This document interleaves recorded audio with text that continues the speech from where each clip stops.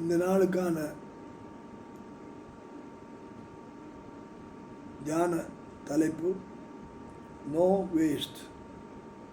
நம்முடைய வாழ்க்கையில் வீணடிப்பு கிடையாது. அதற்கான வசனம் 1 ராஜாக்கள் 17:16 நாம் பார்க்கிறோம். எலியாவின் நாட்களிலே பஞ்சம் வந்தது. எலியா ஒரு தீர்க்கதரிசியாக இருந்தபடினாலே அவன் தேவனால் இங்கே தெரிந்து கொள்ளப்பட்டிருந்தபடினாலே எலியாவை ஆண்டவர் இந்த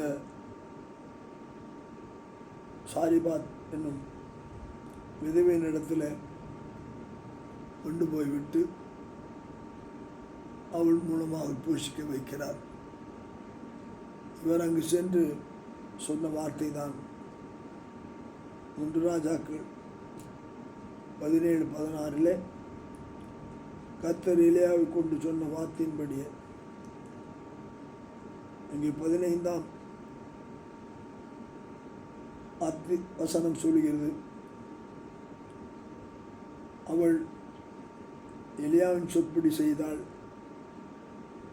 இன்னும் அவள் வீட்டாரும் அநேக நாள்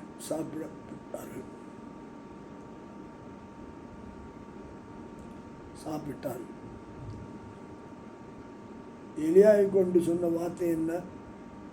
பானையிலே மா செலவழிந்து போகவும் இல்லை, கலசத்தின் எண்ணெய் குறைந்து போகவும் இல்லை. அங்கே நடக்கிற காரியம் என்ன என்று சொல்லி பார்க்கும்போது ஒருவித காரியமும் குறைவுபடவில்லை. அப்படி என்றால் நிறைவு இருந்தது, செலவு இல்லை. ஆனப்படினால்தான் செலவில்லாத வாழ்க்கையை ஆண்டவர் முதலிடம் கொடுக்கும்போது, ஆண்டவருக்கு கொடுக்கும்போது நாம் பெற்றுக்கொள்கிறோம். கர்த்தர் நம்மை ஆசீர்வதிப்பாராக. ஆமென்.